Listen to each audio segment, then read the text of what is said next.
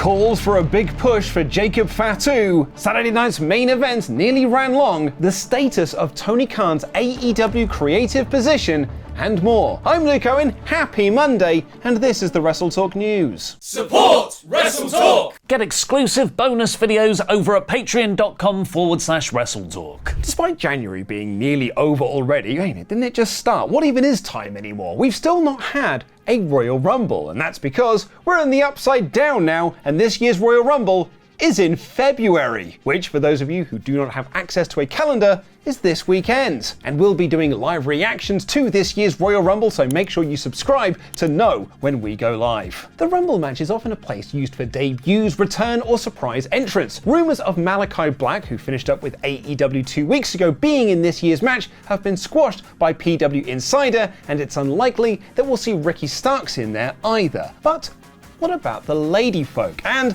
I'm not talking about this year's Women's Royal Rumble. In the past, we've seen Chyna, Karma, Beth Phoenix, and Nia Jax enter themselves into the Men's Royal Rumble, and now the Women's World Champion Rhea Ripley looks to join that class. In the post-show for Saturday night's main event, Ripley was asked if she would enter the Rumble to win a shot at the WWE Women's Champion Tiffany Stratton, and she replied, "I think that would be a bad decision. Maybe I'll be in the men's one." Which adds up because, frankly, it feels like very few women on the WWE roster actually care about this year's Royal Rumble. I mean, until SmackDown, only 2 of them had declared themselves for it, and then, like buses, 4 of them announced themselves for the match this past Friday. Last week, WrestleVotes reported that Solo Sikoa was the topic of a hot debate in the WWE creative room as to his appearance on the January 17th SmackDown, where he was reportedly set to open the show to address his loss to Roman Reigns, but instead appeared about 45 minutes into the show in a segment that ended 7 minutes later. It had been previously reported by WrestlePurist that Triple H wasn't that keen on pushing Solo Sikoa, and in fact it was Roman Reigns that was getting him the push. WrestleVotes tweeted ahead of WWE signing Jacob Fatu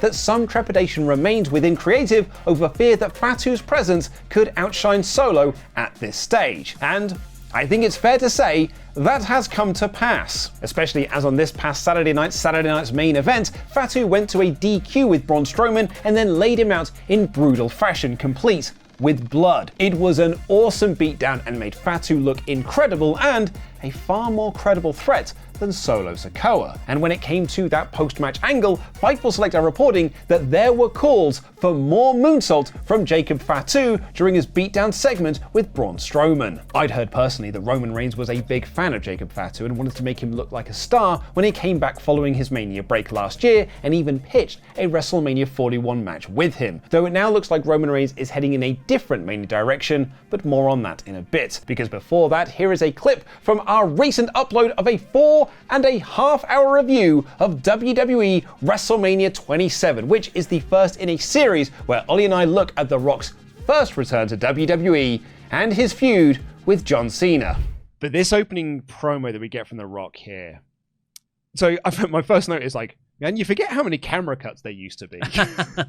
But it was awesome to see him back, and Rock lets the moment hang in the air before he does his "finally," and he says The Rock has come back to WrestleMania. WWE has come back to Netflix. What? And calls this this will be the most memorable WrestleMania of all time.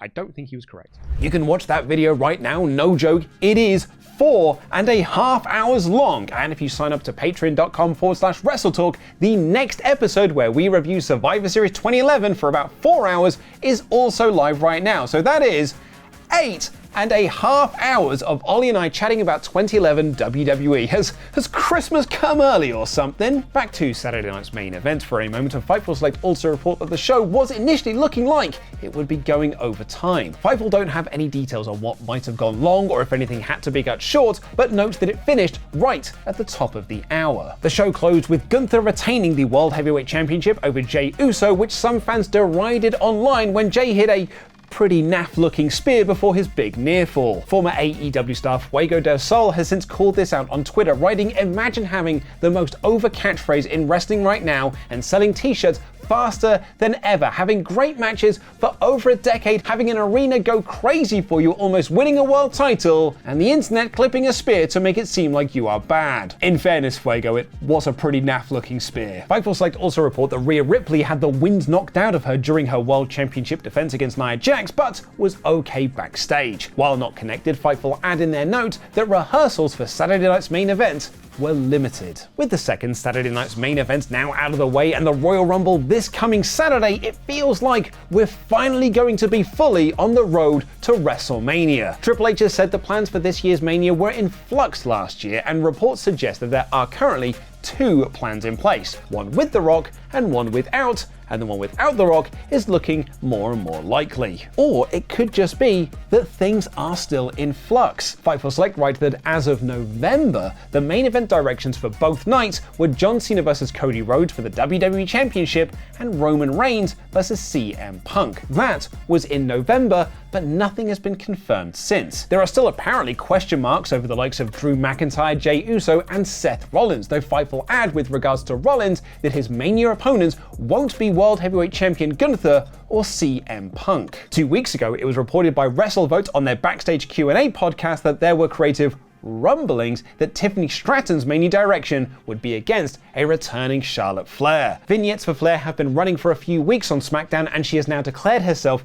for this year's Royal Rumble. And Fightful Select have confirmed WrestleVote's report, writing Tiffany Stratton and Charlotte Flair has been discussed for WWE WrestleMania 41. Because of course it's Charlotte Flair. Fightful write that the two have been compared a lot over the years because they're both blonde, I guess, and Stratton has cited Flair as her inspiration for getting into wrestling and has spoken publicly about her desires to have a match with her. So then, looking at our top champions, we have Cody vs Cena and Stratton vs Flair, but nothing for Gunther or Rhea, but maybe there is something in line for one of them. Spoilers, it's not Gunther. Fightful Select also report that Rhea Ripley versus Bianca Belair has been discussed for this year's WrestleMania, as both have expressed an interest in having a match together. Before you get too excited though, Fightful add to reiterate these are based on discussions and tentative plans and can and often do change. In fairness, Belair seems like an odd choice given that she seems to be more involved in an angle to lead to a match with either Jade Cargill or Naomi.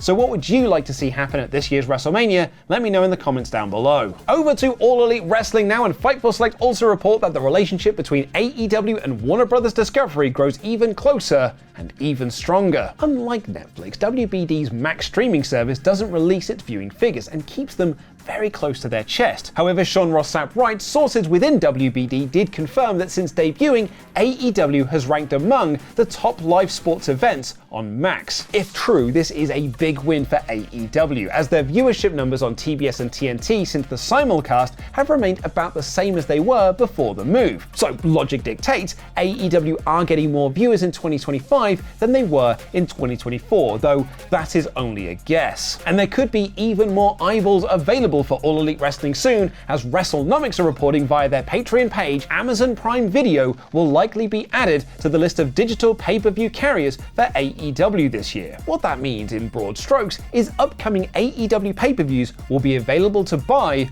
via Amazon Prime, and you won't need to be an Amazon Prime subscriber in the same way that you can rent movies and TV shows without subscribing to the streaming service. WrestleNomics say it's unclear if this will be ready in time for AEW Revolution in March, but right when it goes into effect, users are expected to be able to purchase the pay-per-view in the US, Canada, and UK. And it's also good news on screen, as reports suggest that the backstage vibe in AEW is a positive one right now after a string of good episodes of Dynamite and Collision. This past Saturday night's Collision saw the big angle of Toni Storm revealing that she was timeless all along and was simply giving the performance of a lifetime, promising to rip off Mariah May's tits. It was a great segment and got a lot of praise online, and Sean Ross Sapp writes for Fightful Select, those in AEW were understandably pumped for Collision, which they feel did really well. Online critics have noted that Collision doesn't feel as important as Dynamite and questioned why this big Toni Storm angle happened on the Saturday B show rather than the Wednesday A show. And according to Sean Ross Sapp, that's because in the deal between AEW and WBD,